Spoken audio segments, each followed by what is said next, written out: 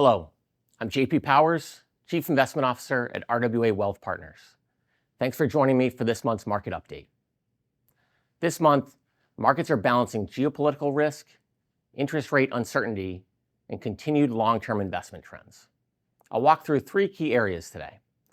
First, the Iran conflict and what it means for equity markets. Second, the bond market reaction and implications for the Federal Reserve going forward. And third, I want to make sure you're up to date on risks in the private credit markets before finishing with what still looks constructive in earnings and AI investment.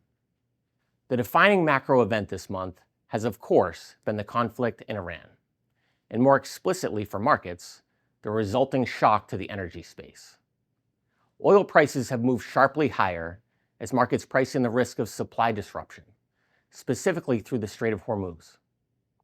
We went from oil in the 60s to over $100 per barrel, and gas prices have gone from a real benefit for consumers to now a hefty tax on consumption that could last longer than markets are appreciating at this moment. But for equity markets, the impact has been more mixed across the world, depending on how exposed you are to the conflict. Here too, this is really an energy-driven shock, not a broad-based economic one, at least for now. And that distinction matters, and the duration of this conflict really matters. Historically, these geopolitical events can range from just short-term volatility and sector dispersion to a sustained drawdown. But there are always many moving parts, and it really matters where markets are coming into these events. This time around, we had seen international markets really dominating results for the last year as the Sell America trade had taken hold. It may seem a bit counterintuitive, but the US actually has less direct exposure from a market standpoint here. And we're seeing international and emerging economies, those that are more dependent on importing energy, take the brunt of the sell-off, while the US has held up much better. You can see here on this year-to-date chart how US equities have pulled back, but remained relatively resilient since the conflict began. International markets, primarily Europe and Asia, have shown significantly more pressure, but they also had run up ahead of the conflict and had more room to fall.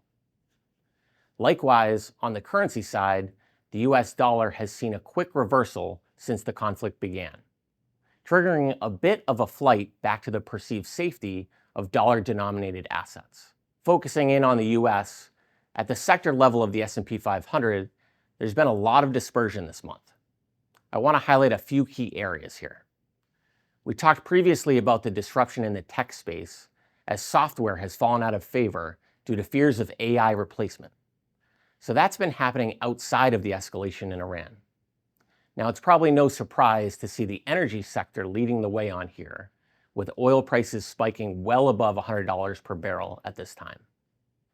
And while that has benefited those stocks, fears of higher input costs have hit consumer and industrial stocks.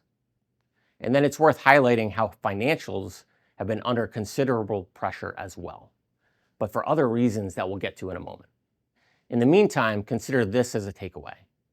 Geopolitical shocks tend to reprice risk across sectors, but not necessarily derail the broader market unless they escalate significantly. And that's a risk we're dealing with now.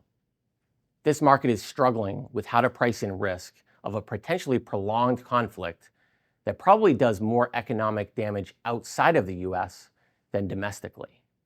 But then also balancing that with the fact the administration has little appetite to see this last for months rather than weeks. So while we don't expect it, we could be one true social post away from some sort of ceasefire, and you don't want to be caught flat-footed on either side. Shifting now to the bond markets, where the signals are just as crossed right now. If you think back just weeks ago, prior to the conflict, bonds had been rallying on expectations of the Fed cutting rates at least a couple of times this year. While inflation was still running above target, the trend was reasonable and outweighed by concerns over softness in the labor market. The conflict has dampened that outlook, as headline inflation will certainly be higher now, and talk of potential stagflation, at least abroad if not at home, has market participants struggling for position. In his comments this week, Fed Chair Jerome Powell highlighted the frustrating nature of the service inflation we're still experiencing, while sharing concerns about the energy shock from this conflict that could make any rate cut in 2026 less likely. That has sent bond yields higher in an environment where you might typically expect bonds to rally when we enter a war like this. But instead, those inflation fears have won out for the moment. So instead of proactively easing policy, the Fed is now in a more reactive position as things play out over the coming months. And that uncertainty around rates doesn't just impact equities, it has important implications for credit markets as well. This brings us to private credit. If you aren't familiar, private credit is just referring to loans made by non-bank lenders. That could be from private debt funds, business development companies, or institutional investors. And I'm really referring to direct lending here. This space has grown incredibly over the last several years as post-2008 regulations made it more difficult for traditional banks to provide loans to smaller companies. That created a gap filled by these private lenders that has now grown to about a $2 trillion market and has since gone from making loans to smaller companies to really dominating lending across the market cap spectrum. And that industry has financed a wide range of borrowers in recent years, from middle market companies to leveraged buyouts, and importantly, high growth tech and software businesses. That last point is important here.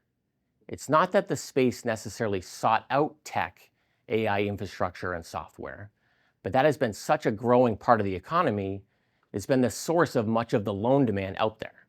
So naturally, as private credit has grown at the same time, there's been more exposure, particularly for funds that maybe weren't as careful about managing the risk in the construction of their portfolio as it grew. And that growth was built in a very different environment. Low interest rates, abundant liquidity, and strong growth assumptions for many of these companies they were lending to. Today, those conditions are shifting. With rates higher and potentially staying higher for longer, we're seeing increased pressure on borrowers. Debt servicing costs have risen, lending standards are tightening, and we're beginning to see early signs of stress in lower quality segments. Now, many of these loans are not meant to be traded like an investment grade bond, and so these funds are intentionally structured to only provide so much liquidity per quarter. That's an important feature of many of these because they are making less liquid investments and can't then turn around and promise liquidity to their investors if it isn't available. That's such a critical point, I'm going to say it again. These funds are making illiquid investments and should not be expected to be able to provide liquidity at a moment's notice. Investors need to know that on the way in and then decide if the returns are worth both the risk of default and the illiquidity. You need to be paid for both, because unlike in 2008, there's no appetite for bailing out any of these higher risk investments. What we're seeing is that a lot of the money that went into these funds in recent years maybe didn't realize all of the risks involved and now wants to get out. And the funds are having to close the gate and limit redemptions to protect other long-term investors as a result. It's not a great situation for those exposed to it. And you can see here the impact on some of the public stocks involved, but it's also not what I would consider a systemic issue today, though it does make for great headlines. Where we're watching developments closely, though, is for the spillover to the traditional banking space and those stocks. Any unexpected move in rates could lead to heightened concerns there, so it's an area we're watching closely as a driver for both credit and equity markets. Now, despite all these risks out there are still important areas of strength. And I want to close with emphasis on what is supporting markets as we focus on the long term. First, our company earnings. While geopolitical developments may impact certain sectors, particularly those sensitive to energy, it's still too early to see broad downward revisions to earnings expectations. Growth remains intact, and margins will be the key variable to watch if input costs rise. Second is AI investment. AI infrastructure spending continues at a very strong pace. These large tech companies are still investing heavily in data centers, compute capacity, and AI capabilities. And importantly, that trend has not slowed, even in the face of geopolitical uncertainty. We're also beginning to see a transition, or perhaps more of an expansion, from the build-out phase toward monetization and productivity gains as more AI capabilities come online every week. And that expansion will be critical for sustaining returns across all markets in the years ahead. To sum things up, there's no shortage of short-term uncertainty right now, whether it's geopolitics, inflation, or the path of interest rates. But when you zoom out, the underlying drivers of markets maybe haven't changed as much as the headlines suggest. And over time, it's not the headlines that drive outcomes. It's company earnings, innovation, and long-term growth. And that's our priority as we position portfolios going forward. As always, we remain focused on helping you navigate today's markets while staying anchored to your long-term goals. Thank you for joining me, and I'll see you next month.